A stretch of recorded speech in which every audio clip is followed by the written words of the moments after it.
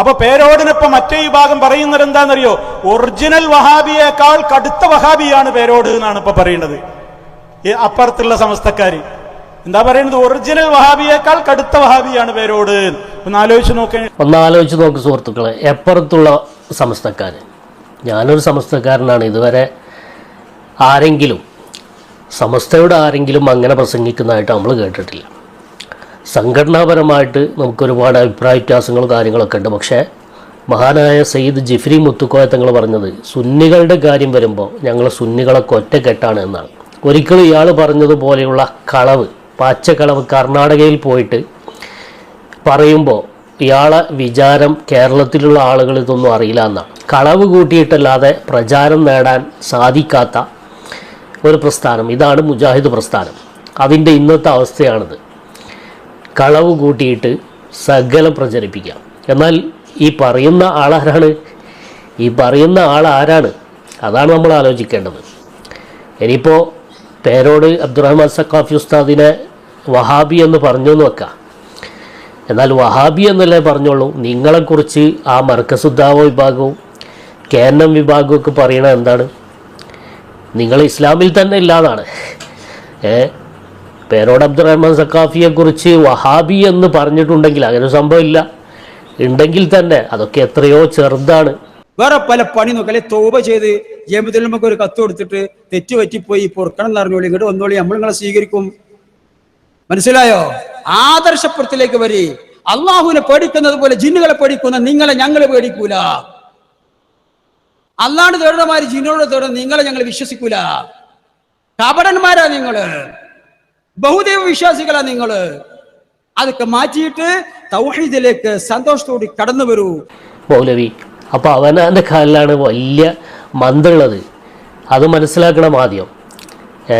നിങ്ങളെ കുറിച്ചിട്ട് നിങ്ങൾ ഇസ്ലാമിൽ തന്നെയുള്ള മുശ്രിക്കുകളും ജിന്ന് ആരാധകരും ജിന്ന് ആരാധന ചെയ്യുന്ന ജിന്നിനോട് പ്രാർത്ഥിക്കുന്ന, നിങ്ങളുടെ ഭാഷയിൽ പറഞ്ഞാൽ ജിന്നിനോട് പ്രാർത്ഥിക്കുന്ന ആളുകളാണ് നിങ്ങൾ.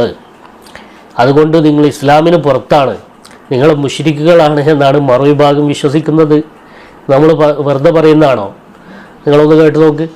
ബാലുശ്ശേരി പ്രസംഗിച്ചു. ബാലുശ്ശേരി എന്ന് പറഞ്ഞാൽ ഈ പിന്നെ ജിന്ന് മുജാഹിദിന്റെ ആളാണ്. അദ്ദേഹം എന്താ പറഞ്ഞത്? KNM കാഫിറാക്കി. അവിടെ ഞാൻ നെട്ടിപ്പോയി നാ മൂപ്പര് പറഞ്ഞു. ആ നെട്ടലെന്ന് കേട്ടോളി. ഞാനിപ്പോ കഴിഞ്ഞ ദിവസം പ്രിയപ്പെട്ടവർ എനിക്ക് 2 ഞെട്ടലുകൾ ഉണ്ടായി. 2 ഞെട്ടലിട്ടോ? കഴിഞ്ഞ ആഴ്ച മുമ്പ് 2 വട്ടം ഞെട്ടി. ഏതൊക്കെയാണ് 2 വട്ടം ഞെട്ടല് കേട്ടോളി. എന്റെ ഫോണിൽ കിടക്കണ്ട ആ വോയിസ്. ഞാൻ പലതവണ സലാം പറഞ്ഞിട്ട് ഈ KNM സലാം അടക്കണില്ല.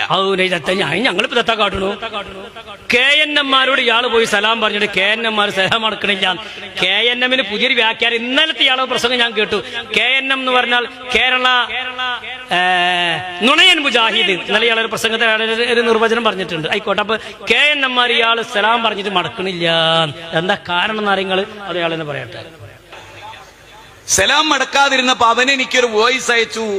ആ വോയിസ് എന്താ പറയുന്നത്? ഞാൻ അബൂജഹലിനെ പോലെ മുശ്രിക്കാണ്, അതുകൊണ്ടാണ് സലാം മടക്കാത്തത്. അങ്ങനെ തന്നെ നിങ്ങൾ അബൂജഹലിനേക്കാളും തരം താഴ്ന്ന ആളാണെന്ന് KNM ഈ പിന്നെന്താ പറയാ ജിന്നൂരി മുജാഹിദിനോട് പറഞ്ഞു. എന്നിട്ടോ KNM പറയണേ? ഞങ്ങൾ പറഞ്ഞിട്ടില്ല. ഞങ്ങൾക്ക് ആ പണിയില്ല. ഞങ്ങൾ അതിന് ഒരാളെ നരകത്തിലാണ്, അത് മുശ്രിക്കാണ് ഞങ്ങൾ പറയലില്ല. നിങ്ങളാണ് നാഴികക്ക് 40 വട്ടം അത് പറയാറുണ്ട്. ഞങ്ങളത് പറയലില്ല. ഞങ്ങളെ പണി അതല്ലേ. അങ്ങോട്ട് വേറെ പണിയുണ്ട്. നിങ്ങളെ പണിയല്ല ഇങ്ങനെ നരകത്തേക്കാക്കണ മുശ്രിക്കാക്കണ പണി. ശ്രദ്ധിച്ചോളാം, ഞാൻ ആരാണ്? അബൂജഹലിനെ പോലെ മുശ്രിക്കാണ്. ആയിക്കോട്ടെ, നിങ്ങൾ അല്ല നിങ്ങളാണ് തെളിയിച്ചു കൊടുത്താളി. എന്നാ പ്രശ്നം തീരൂലേ? ഇവിടുത്തെ അമ്പലത്തിന്റെ ഉള്ളിൽ കയറി ചെന്നിട്ട് ആ പാവപ്പെട്ട ജനങ്ങളെ പച്ച തൗഹീദിലേക്ക് ക്ഷണിച്ച എന്റെ മുഖത്ത് നോക്കി. അത് പച്ച നുണയായിട്ട് ഒരു സ്ഥലത്തും അമ്പലത്തിൽ പോയി ഇയാൾ തൗഹീദ് പറഞ്ഞിട്ട് അവിടെ രാമായണം പാടിപ്പോയല്ലോ. അത് വേറെ കാര്യം. അമ്പലത്തിൽ പോയി നിങ്ങളൊക്കെ തൗഹീദിലേക്ക് വരികയാണ്. ഒരൊറ്റേ പറയുള്ളൂ. പിന്നെ ഫാൻ തിരണിയാ കാണുക. കാച്ചാണ്ട് വിടുക. അപ്പൊ അദ്ദേഹത്തെ KNM മുശ്രിക്കേന്ന് വിളിച്ചു. അപ്പൊ മൂപ്പരാണ് നെട്ടീന്ന. അടുത്ത വേറെ ആൾ നെട്ടിയിട്ടുണ്ട്, സക്കരിയ സലാഹി. അയാൾ പറയാണ് ഇന്നെ പുറത്താക്കിക്കണ്. എന്തേ? ഞാൻ മുശ്രിക്കാണോലോ പറയട്ടെ.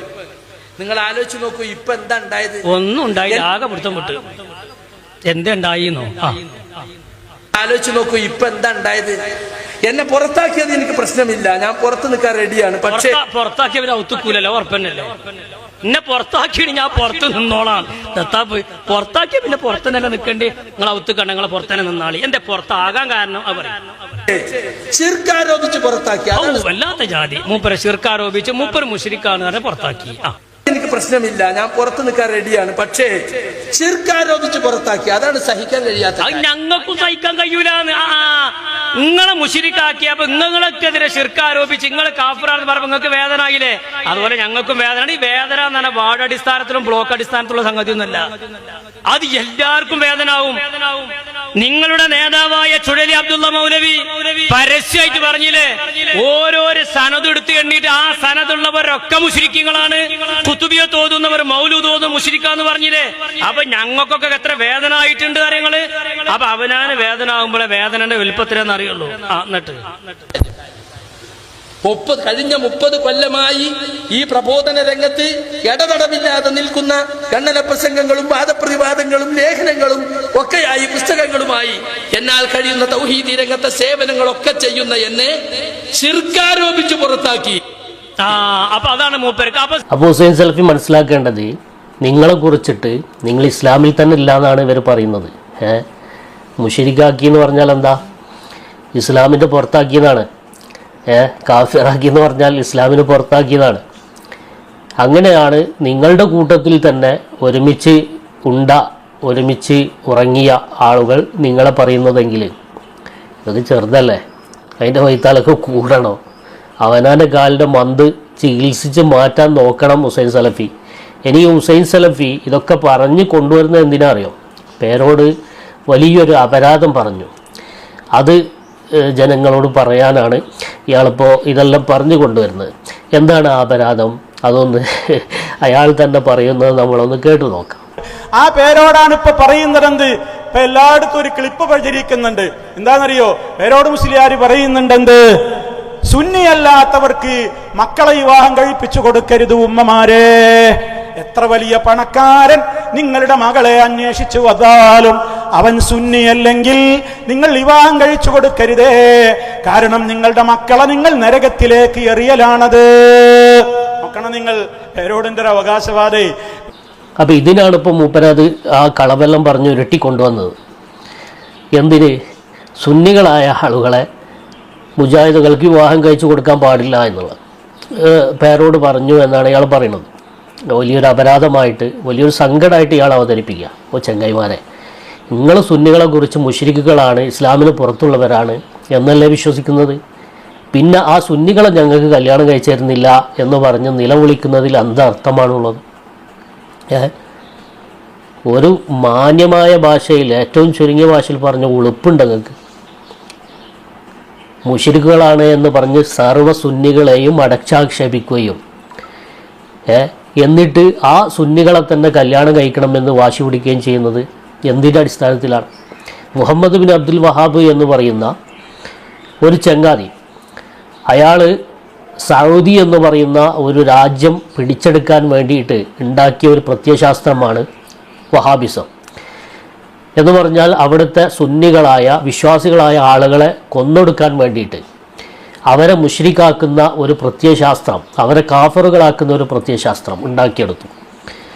അതാണ് ഇപ്പോഴും ഇവർ പേറിക്കൊണ്ടിരിക്കുന്നത്. അതിൻ്റെ പരിണിത ഫലമാണ് ഇവർ പരസ്പരം ശിർക്ക് കൊണ്ടിരിക്കുന്നത്. എന്നിട്ട് സുന്നികളെ മുശ്രിക്കുകളാണ് എന്ന് വിശ്വസിക്കുന്ന ഇവർ ആ സുന്നികളിൽ നിന്ന് തന്നെ കല്യാണം കഴിക്കണമെന്ന് വാശി പിടിക്കുന്നത്. ഒന്ന് ആലോചിച്ച് നോക്ക് നിങ്ങളുടെ അവസ്ഥ. ഇനി ഇത് പേരോട് മാത്രം ഉണ്ടാക്കിയെടുത്തൊരു നിയമമാണോ? അതുകൂടെ നമുക്ക് പരിശോധിക്കാം. ഇത് പേരോട് മാത്രം ഉണ്ടാക്കിയെടുത്ത നിയമമാണോ? ഇത് സമസ്തയുടെ സ്ഥാപിത പണ്ഡിതന്മാരുടെ നിലപാടല്ലേ? 1983 കാലത്ത് വന്ന ഒരു ചോദ്യത്തിന് സമസ്തയുടെ സമുന്നതരായ പണ്ഡിതന്മാർ നൽകിയിരുന്ന മറുപടി ഇങ്ങനെ വായിക്കാം. അതിൻ്റെ രേഖയും ഞാനിവിടെ വീഡിയോയിൽ സൈഡിൽ കാണിക്കുന്നുണ്ട്. മാന്യരെ, നിങ്ങളുടെ ഒരു ചോദ്യത്തിന് 9/8/1983 ചേർന്ന ഫത്വ കമ്മിറ്റിയിൽ നിന്നുള്ള മറുപടി: മുജാഹിദ് ജമാഅത്തെ ഇസ്ലാമി നടത്തുന്ന നിക്കാഹ് സുന്നി കാളിക്ക് പങ്കെടുക്കാനോ കാർമ്മികത്വം വഹിക്കാനോ പാടില്ല. 1. 2, മുജാഹിദ് ജമാഅത്ത് ഇസ്ലാമി വിഭാഗത്തിൽപ്പെട്ട വരന് സുന്നി വിഭാഗത്തിൽപ്പെട്ട പെൺകുട്ടിയെ വിവാഹം ചെയ്തു കൊടുക്കാൻ പാടില്ല. 3, മുജാഹിദ് ജമാഅത്ത് ഇസ്ലാമി വിഭാഗത്തിൽപ്പെട്ട പെൺകുട്ടിയെ സുന്നി വിഭാഗത്തിൽപ്പെട്ട വരന് വിവാഹം ചെയ്യാൻ പാടില്ല. സുന്നി വിഭാഗത്തിൽപ്പെട്ട ഖാസിക്ക് കാർമ്മികത്വം വഹിക്കാനും പാടില്ല.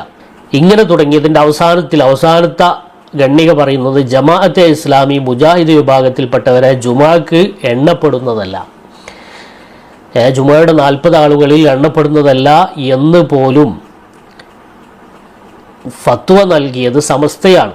ഈ ഫത്വ വിശുദ്ധമായ ഖുർആനിൻ്റെ സുന്നത്തിൻ്റെ അടിസ്ഥാനത്തിൽ പണ്ഡിതന്മാർ ഇസ്തിംബാത്ത് ചെയ്തെടുത്ത നിയമങ്ങൾ രേഖപ്പെടുത്തിയ ഗ്രന്ഥങ്ങളുടെ അടിസ്ഥാനത്തിലാണ്. അതുകൊണ്ട് തന്നെ നിങ്ങളിങ്ങനെ കരഞ്ഞിട്ടെന്താ ചങ്ങായിമാരെ കാര്യം? നിങ്ങൾ ആദ്യം നിങ്ങളുടെ കൂട്ടത്തിൽ നിന്ന് തന്നെ ഒന്ന് മുസ്ലിമാകാൻ നോക്ക്. നിങ്ങളുടെ കൂട്ടത്തിൽപ്പെട്ട ആളുകൾക്ക് തന്നെ നിങ്ങൾ മുസ്ലിമല്ലാന്ന്. അപ്പോൾ നിങ്ങൾ അതിൻ്റെ ഉള്ളിൽ ഒന്ന് മുസ്ലിമാകാൻ നോക്ക്. എന്നിട്ട് പുറത്തുള്ള ആളുകളെ മുസ്ലിങ്ങളെ സംബന്ധിച്ച് നിങ്ങൾക്ക് ചർച്ച ചെയ്യാൻ തന്നെ യോഗ്യത ഉള്ളൂ. എന്ത് പോയത്താണ് നിങ്ങളൊക്കെ പറയണത്? ആളുകൾ കേൾക്കുന്നത് നിങ്ങളെക്കുറിച്ച് എന്താണ് അവർ മനസ്സിലാക്കുക? ഇങ്ങനെ വിഡ്ഢിവേഷം കെട്ടിയിട്ട് എത്ര നാൾ മുന്നോട്ട് പോകും? അതുകൊണ്ട് പ്രിയപ്പെട്ട മൗലവി, സ്വന്തം കാലിലെ മന്ദിനാഥൻ ചികിത്സ നടത്തണം എന്ന് വളരെ വിനയത്തോടെ ഓർമ്മപ്പെടുത്താണ്. ഇപ്പം അൽഹംദുലില്ലാ നമ്മുടെ കേരളം, പ്രത്യേകിച്ച് സുന്നി മുസ്ലിമീങ്ങൾ എല്ലാവരുടെയും മനസ്സുകൾ ഏകോപിച്ച് നിൽക്കുന്ന നല്ല ഒരു സന്ദർഭമാണ്. അള്ളാഹു നിലനിർത്തി തരുമാറാകട്ടെ. ചേലക്കാട് 2 വിഭാഗം സുന്നികൾ അവർ തമ്മിൽ ഒരു പ്രശ്നം വന്നു. അങ്ങനെ ഞങ്ങളുടെ സംഘടനയിൽപ്പെട്ടവർ വന്ന് എന്നോട് പറഞ്ഞു, ഇങ്ങനെ അവിടെ കേരള സംസ്ഥാന ജമീയത്തുൽ ഉലമയുടെ ആളുകളും നിങ്ങളല്ലാത്ത ജമീയത്തുൽ ഉലമയുടെ ആളുകളും തമ്മിൽ തെറ്റിയിട്ട് അവിടെ വലിയ പ്രശ്നമാണ്. ഞങ്ങൾ ഏത് പക്ഷത്താണ് നിൽക്കേണ്ടത്? ഞാൻ പറഞ്ഞു 2 പക്ഷം നിൽക്കാൻ പാടില്ല, നിങ്ങൾ നിഷ്പക്ഷമായി നിന്ന് അവരെ യോജിപ്പിക്കാൻ നോക്കണം. അപ്പൊ അവർ ചോദിച്ചാൽ അങ്ങനെ യോജിപ്പിക്കുക? ഞാൻ നിങ്ങളൊരു പരിപാടി വെക്കും, ഞാൻ വന്ന് പ്രസംഗിച്ചുതരാം. ഞാൻ അവിടെ പോയി പ്രസംഗിച്ചു. ഞാൻ പറഞ്ഞു, നമ്മൾ ചേരിതിരിയുകയല്ല വേണ്ടത്, നമ്മൾ ഒന്നിച്ചു നിൽക്കുമ്പോഴാണ് നേതാവായ റസൂലുള്ളാഹി സ്വല്ലല്ലാഹു അലൈഹി വസല്ലം ഖബറിൽ സന്തോഷം, അപ്പോഴാണ് സിദ്ദീഖ് റളിയല്ലാഹു അൻഹുവിന് സന്തോഷം, അപ്പോഴാണ് ഉമർ റളിയല്ലാഹു അൻഹുവിന് സന്തോഷം, അപ്പോഴാണ് നമ്മുടെ ഇമാമിങ്ങൾക്ക് മുഴുവനും സന്തോഷം, അപ്പോഴാണ് നമ്മുടെ മുൻഗാമികളായ വരക്കൽ മുല്ലക്കോയ തങ്ങൾക്ക് സന്തോഷം, അപ്പോഴാണ് പാങ്ങിൽ അഹമ്മദ് കുട്ടി മുസ്ലിയാർക്ക് സന്തോഷം, അപ്പോഴാണ് കുത്തുബി തങ്ങൾക്ക് സന്തോഷം, അപ്പോഴാണ് ശരീഅത്ത് അഹമ്മദ് തങ്ങൾക്ക് സന്തോഷം. എല്ലാ മഹാന്മാർക്കും അപ്പോഴാണ് സന്തോഷം. ചേരി തിരിയുമ്പോഴല്ല. ഞാൻ അവിടെ വെച്ച് അന്ന് പ്രസംഗിച്ച പ്രസംഗം അതന്ന് CD ആയി ഇറങ്ങിയിരുന്നു. അതിന്റെ പേരിപ്പോൾ ഞാൻ ഓർക്കുന്നില്ല. കോഴിക്കോട്ട് ഒരു പ്രധാനപ്പെട്ട വ്യക്തിയുടെ വീട്ടിൽ ഞാനും ബഹുമാനപ്പെട്ട മർഹൂം ഹൈദരലി ശിഹാബ് തങ്ങളും, അല്ലാഹു മരണപ്പെട്ടുപോയ എല്ലാ സയ്യിദന്മാർക്കും ആലിമീങ്ങൾക്കും മോമിനീങ്ങൾക്കും സ്വർഗം നൽകട്ടെ, ഒരുമിച്ച് കൂടിയ ഒരു ദിവസം ഞാൻ തങ്ങളവറുകളുടെ കൂടെയുള്ള ആളെ കയ്യിൽ ആ CD കേട്ടു നോക്കാൻ വേണ്ടി കൊടുത്തതും എനിക്ക് ഓർമ്മയില്ല. സുഹൃത്തുക്കളെ, ഞാൻ പറഞ്ഞു വന്നത്, പരിശുദ്ധ ഇസ്ലാം അത് ഭിന്നിക്കാനുള്ളതല്ല, പരസ്പരം കുറ്റം പറയാനുള്ളതല്ല, മറ്റു മതക്കാരെ ഇകഴ്ത്താനുള്ളതുമല്ല, ശത്രുതയുണ്ടാക്കാനുള്ളതുമല്ല. ഇസ്ലാം സാഹോദര്യത്തിന്റെയും സൗഹാർദ്ദത്തിന്റെയും സഹകരണത്തിന്റെയും സ്നേഹത്തിന്റെയും സഹവർത്തിത്വത്തിന്റെയും മതമാണ്. അതിന്റെ ആശയമാണ് നമ്മൾ എപ്പോഴും പറഞ്ഞുകൊണ്ടിരിക്കേണ്ടത്. ഒരു ഹൈന്ദവൻ ഹിന്ദുമതത്തിൽ വിശ്വസിച്ച് ജീവിക്കുന്നതുകൊണ്ട് നമുക്കെന്താ കുഴപ്പം? ഒരു ക്രിസ്തുമതക്കാരൻ ക്രിസ്ത്യാനിയായി ജീവിക്കുന്നത് നമുക്കെന്താ കുഴപ്പം? അതുകൊണ്ട് നമ്മുടെ ഇസ്ലാമിനെ അവർ കേടുവരുത്തുന്നില്ലല്ലോ. അതേ സമയത്ത് ഖുർആനിൽ പറയുന്നത് ഇങ്ങനെയാണ് എന്ന് പറഞ്ഞിട്ട് മുഹമ്മദ് നബി സല്ലല്ലാഹു അലൈഹി വസല്ലം സാധാരണ മനുഷ്യനാണ് എന്ന് പഠിപ്പിച്ചാൽ മുസ്ലിമീങ്ങളുടെ ഈമാൻ പോയി പോകും. മുഹമ്മദ് നബി സല്ലല്ലാഹു അലൈഹി വസല്ലം ശരീരം മണ്ണിന്റെ ഉള്ളിൽ നിന്ന് ജീർണിച്ച് നശിച്ചുപോയി എന്നാണ് ഖുർആൻ പഠിപ്പിക്കുന്നത്. ഇല്ലാത്തത് ഖുർആന്റെ പേരിൽ പഠിപ്പിച്ചിട്ട് ഒരാളെ ഈമാൻ കളഞ്ഞാൽ ഇസ്ലാമിനാണ് അവിടെ കേടുവരുന്നത്. ഇതുപോലെ മുആവിയ റളിയല്ലാഹു അൻഹു മുനാഫിഖാണെന്ന് പറഞ്ഞ് ഏത് തരീഖത്തുകാരൻ വന്നാലും അവൻ അള്ളാന്റെ ദീനിനെയാണ്, ജനങ്ങളെ ഈമാനാണ് നശിപ്പിക്കുന്നത്. ഹൈന്ദവർ ആരും ഇവിടെ ഈമാൻ നശിപ്പിക്കുന്നില്ല, അതേപോലെ ക്രൈസ്തവർ നശിപ്പിക്കുന്നില്ല, മതമില്ലാത്തവരും ഈമാൻ നശിപ്പിക്കുന്നില്ല. ഈമാൻ നശിപ്പിക്കുന്ന രോഗാണുക്കൾ വലിയ അപകടമാണ്. അതിനെ സംബന്ധിച്ച് നല്ല ബോധം മുസ്ലിമീങ്ങൾക്കുണ്ടാകും. അങ്ങനെ അഹ്ലുസുന്നത്തി വൽ ജമാഅത്തിൽ വിശ്വസിക്കുന്ന ജനങ്ങൾ എപ്പോഴും ഒറ്റക്കെട്ടായി നിന്നുകൊണ്ടാണ് ജീവിക്കേണ്ടത്. അഷ്റഫുൽ ഖൽഖ് സല്ലല്ലാഹു അലൈഹി വസല്ലമ തങ്ങൾ നമ്മളെ മറന്നില്ല. അല്ലാഹുവിനോട് സംഭാഷണം നടത്തുമ്പോഴും അവിടുന്ന് നമുക്ക് വേണ്ടി ചോദിച്ചു വാങ്ങുന്നു, അസ്സലാമു അലൈനാ വഅലാ ഇബാദില്ലാഹിസ് സാലിഹീൻ. ഈ സംഭാഷണങ്ങളെല്ലാം അല്ലാഹു കൊടുത്ത വയർലെസ് മുഖേന ജിബ്രീൽ അലൈഹിസ്സലാത്തു വസ്സലാം കേൾക്കുന്നുണ്ട്, അറിയുന്നുണ്ട്. അപ്പോഴാണ് ജിബ്രീൽ അലൈഹിസ്സലാം പറഞ്ഞു പോയത് അശ്ഹദു അല്ലാ ഇലാഹ ഇല്ലല്ലാഹ് അശ്ഹദു അന്ന മുഹമ്മദുർ റസൂലുള്ളാഹ്. ഈ നബിയെ സൃഷ്ടിച്ച് പോറ്റി വളർത്തുന്ന ഈ അല്ലാഹു തആല എല്ലാവരെയും സൃഷ്ടിച്ചിട്ടാവും, അവനല്ലാതെ ആരാധനയ്ക്ക് അർഹരില്ലെന്ന് ഞാൻ ഉറപ്പിച്ച് പ്രഖ്യാപിക്കുന്നു. അശ്ഹദു അന്ന മുഹമ്മദുർ റസൂലുള്ളാഹ്. ഇങ്ങനെയുള്ള ഒരു നേതാവായ മുഹമ്മദ് നബി സല്ലല്ലാഹു അലൈഹി വസല്ലം തങ്ങളെ അതാ റസൂലായി നിയോഗിച്ചയച്ച ആ മുഹമ്മദ് നബി സാധാരണ മനുഷ്യനല്ല, അല്ലാഹുവിന്റെ റസൂലാണെന്ന് ഞാൻ മനസ്സിൽ ഉറപ്പിച്ച് പ്രഖ്യാപിക്കുന്നു. അതെല്ലാം കൂടി കൂട്ടിയിട്ടാണ് നമുക്ക് നിസ്കാരത്തിൽ അത്തഹിയ്യാത്ത് ഓതാൻ വേണ്ടി തന്നത്. അതാ മിറാജിന്റെ രാത്രിയിൽ നടന്ന അള്ളാഹുവിന് അങ്ങോട്ട് സമർപ്പിച്ചതും അള്ളാഹു ഇങ്ങോട്ട് നബിതങ്ങൾക്ക് കൊടുത്തതും, അപ്പോൾ നബിതങ്ങൾ നമുക്ക് വേണ്ടി ചോദിച്ചു വാങ്ങിയതും, അപ്പോൾ ജിബ്രീൽ അലൈഹിസ്സലാത്തു വസ്സലാം പ്രഖ്യാപിച്ചതും, ഇതെല്ലാം കൂട്ടിച്ചേർത്തുകൊണ്ടാണ് ഉമ്മമാരെ നമുക്ക് നിസ്കരിക്കാൻ വേണ്ടി അള്ളാഹു തആല നിസ്കാരത്തിൽ അത്തഹിയ്യാത്ത് തന്നത്. അതിന്റെ ഉടനെ നമ്മൾ ചെയ്യുന്ന കാര്യം സലാത്താണല്ലോ, ഹബീബ് നബിതങ്ങളുടെ പേരുള്ള സലാത്താണല്ലോ. ആ സലാത്ത് നിർബന്ധമാണ്. യാ അയ്യുഹല്ലദീന ആമനൂ സല്ലു അലൈഹി വസല്ലിമു തസ്ലീമാ. നിങ്ങൾ നബിതങ്ങൾക്ക് സലാത്ത് ചൊല്ലണം, സലാം ചൊല്ലണം. അത് ഖുർആൻ കൽപ്പിച്ചതായതിനാൽ അത് നിർബന്ധമാണ്. ആ നിർബന്ധം വീട്ടുന്നത് നിസ്കാരത്തിലാണ്. അസ്സലാമു അലൈക അയ്യുഹൻ നബിയു. നബിതങ്ങൾക്ക് നമ്മൾ സലാം പറയുന്നു. അല്ലാഹുമ്മ സല്ലി അലാ മുഹമ്മദ് അല്ലെങ്കിൽ സല്ലി അലാ സയ്യിദിനാ മുഹമ്മദ്. നബിതങ്ങൾക്ക് നമ്മൾ സലാത്ത് ചൊല്ലുന്നു, നിർബന്ധം വീട്ടുന്നു. എന്നാൽ ഖുതുബയിലും സലാത്ത് വേണം, മയ്യിത്ത് നിസ്കാരത്തിലും സലാത്ത് വേണം. അവിടെ എല്ലാം നിർബന്ധമാണ്. സലാത്ത് എത്രയും കൂടുതൽ ചൊല്ലിയാൽ അത് വലിയ പുണ്യമാണ്. ഞാൻ ഉറങ്ങാൻ കിടക്കുന്നതിന് മുമ്പ് ഒരു 100 സലാത്ത് ചൊല്ലിയിട്ടല്ലാതെ എന്നെ സ്നേഹിച്ച എന്റെ പ്രിയപ്പെട്ട നേതാവ് നബിയുടെ പേരിൽ ഒരു 100 സലാത്ത് ചൊല്ലാതെ ഞാൻ കിടന്നുറങ്ങുകയില്ല എന്ന് പ്രതിജ്ഞ എടുത്തോ ഉമ്മമാരെ, ചെറുപ്പക്കാരെ. നബിതങ്ങളുടെ പേരിൽ സലാത്ത് ചൊല്ലിയാൽ അത് നബിതങ്ങൾക്ക് മുതലെടുപ്പിനുള്ളതല്ല. മൻ സല്ലാ അലയ്യ വാഹിദതൻ, ഒരൊറ്റ സലാത്ത് തന്നെ എന്റെ പേരിൽ ചൊല്ലിയാൽ എനിക്കിന്നത് കിട്ടുമെന്നല്ലല്ലോ നബിതങ്ങൾ പറഞ്ഞത്. സല്ലല്ലാഹു അലൈഹി അസ്റാ, അവന് ചുരുങ്ങിയത് 10 ഗുണം അല്ലാഹു കൊടുക്കും. സലാത്തിന്റെ ഗുണം നമുക്കാണ്, നബിതങ്ങൾക്കല്ല. നബിതങ്ങൾക്ക് റബ്ബ് ഏതായാലും ഗുണം ചെയ്യുമെന്നത് അതാ റബ്ബ് പ്രഖ്യാപിച്ചതാണ്. ഇന്നല്ലാഹു വ മലായികതുഹു യുസല്ലൂന അലൻ നബി. നബിതങ്ങൾക്ക് ആദരവോടെയുള്ള ഗുണം ചെയ്യുമെന്നത് അല്ലാഹ് തീരുമാനിച്ച് പ്രഖ്യാപിച്ച കാര്യമാണ്. മലക്കുകളും ഹബീബ് നബിതങ്ങൾക്ക് വേണ്ടി അവിടുത്തെ പുകഴ്ത്തി പറയുകയും സലാത്ത് നിർവഹിക്കുകയും ചെയ്യുമെന്നത് ഖുർആൻ പ്രഖ്യാപിച്ചു കഴിഞ്ഞതാണ്. ഇത്തരം വാർത്തകളും വിശേഷങ്ങളും അറിയാൻ ഞങ്ങളുടെ ചാനൽ ഉടൻ തന്നെ സബ്സ്ക്രൈബ് ചെയ്യുക, ലൈക്ക് ചെയ്യുക, ഷെയർ ചെയ്യുക. ജനങ്ങളിലേക്ക് എത്തിക്കണമെന്ന് നിങ്ങൾ ആഗ്രഹിക്കുന്ന വാർത്തകളും വിശേഷങ്ങളും പ്രമുഖരുടെ പ്രഭാഷണങ്ങളും ഞങ്ങളുടെ വാട്സപ്പ് നമ്പറിലേക്ക് അയച്ചു തരിക. നന്മ വളരട്ടെ, തിന്മക്കെതിരെ നമുക്ക് ഒരുമിച്ച് നിൽക്കാം.